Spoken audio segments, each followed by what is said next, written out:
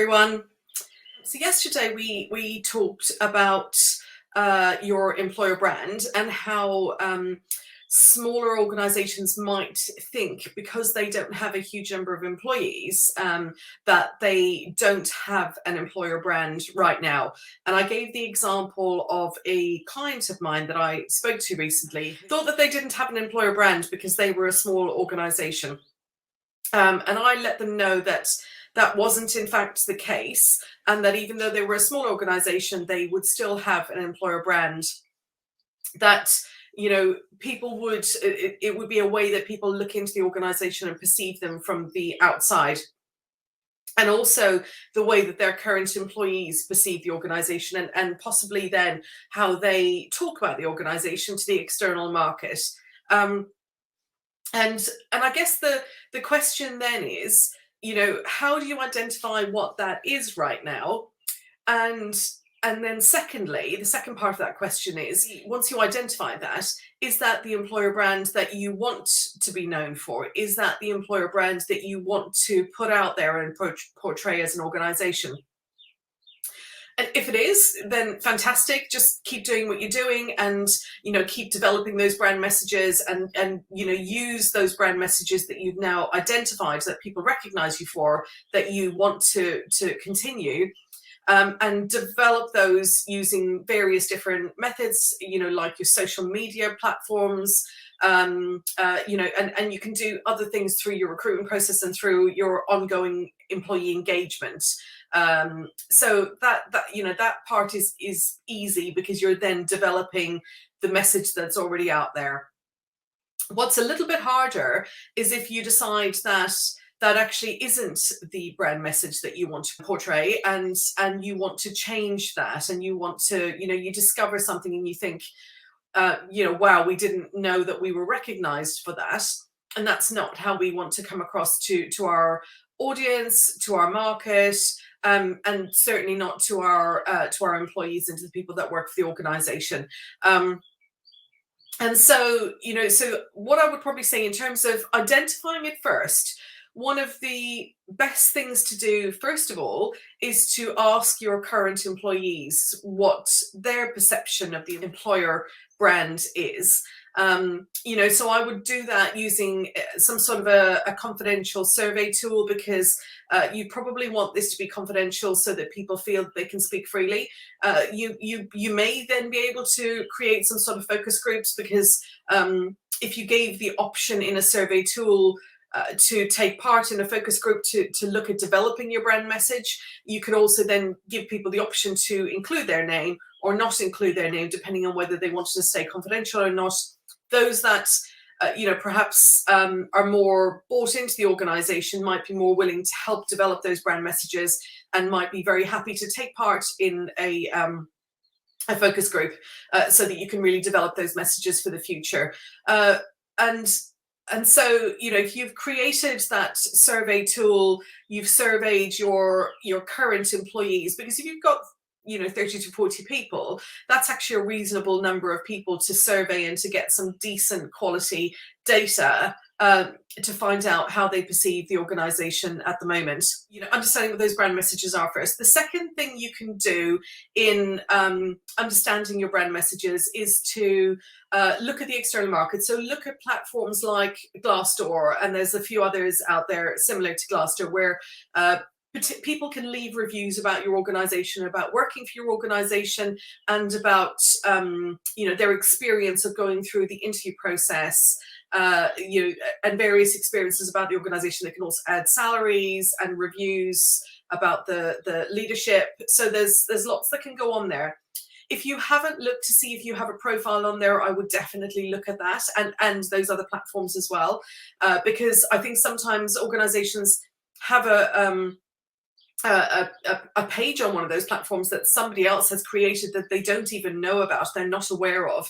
And, you know, they go on there and they're actually really surprised to see the feedback that's on there, you know, either good or bad. There was an organization I dealt with a little while ago, actually, that didn't know they even had a page on Glassdoor, went on there, read the reviews and were actually quite shocked. Now the reviews were quite old and they were from the very early stages of the business, but they were still the only reviews that were on there because they hadn't been developed any further, and they were not the reviews that the organization wanted to be recognized for, and they certainly weren't the current staff's experience of the organization. So by recognizing that, they were able to, one, define their brand messages using that information, but also the survey tools and the other things they did internally.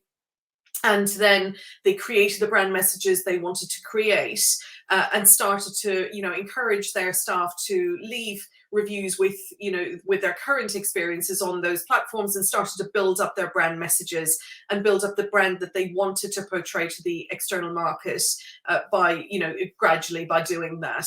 So do look at your reviews on places like that. The other place you can find, the other places apart from those platforms where they review organizations, is places like Facebook. If you've got a Facebook page, you might have reviews on there from people who were candidates in the past, or from current or past employees who have left a review about the organization. Doesn't happen as often on places like Facebook, because usually Facebook is used for reviewing the business as opposed to working for the business, but it's worth checking on there anyway. And again, you can ask your current employees or people that are stakeholders or suppliers that work with you to also leave your reviews on there, because the more you have out there for people to find and for people to see that has your brand message, the better it's going to be. And so the next question then is what do you do once you've gathered all that information? Like I said, what I would recommend once you've gathered the information, if you've established that it's not the brand message that you want to portray, then I would start to build a platform internally for deciding what that brand message wants to be, what you want it to look like in the future. So focus groups are a great way to do that. If you've got employees that want to take part in that and want to develop the brand messages, and that are engaged in the business and feel that they want to get that message out there. But I guess it's also a case of the leadership team deciding what message they want to portray, and creating a vision and a mission, if you don't have that already, to get behind your brand. Deciding what do you want to be known for, what's important to you. You've probably heard of Simon Sinek. So think about what's your why are you doing what you do. What's your purpose? People want to work for an organization where there's some sort of purpose. So really define that and really get behind what that is and what that means to you as a leadership team, particularly in a small business where it's founder-led or entrepreneur-led. It's really important to have a clear understanding of what it is you stand for effectively. And so once you've defined that and you're really clear on those those things, those whys, then decide how you can develop those into brand messages, and then start to get buy-in from your existing team to those brand messages. So do a workshop where you share the direction and the vision and the mission and your purpose with your existing team. I would always start with your existing team, because they're your best tool. You need them on board. They need to, one, believe in that message, believe in that mission and vision and purpose, to then get that message out to the external market. There's no point trying to just put that message out to the external market and not changing it internally first, or creating that message, creating that feeling internally, because it will just fall flat at some point. Because your internal employees, if they don't believe in that message, they'll still be out there telling the external market that that's not true, and that's just going to make you look like you have no direction, or you don't know what you're doing, and it's actually going to put candidates off in the future. So identify the messages first. Really define what your brand is going to be moving forward, and what your purpose is, and what it is you want to put out there to the world. Embed that culture and those messages and that purpose internally within the organization, and then encourage, as that becomes embedded, start to encourage your internal employees, your existing employees, to share those messages, you know, to leave reviews on places like Glassdoor or Facebook or the other platforms that are out there to do that in.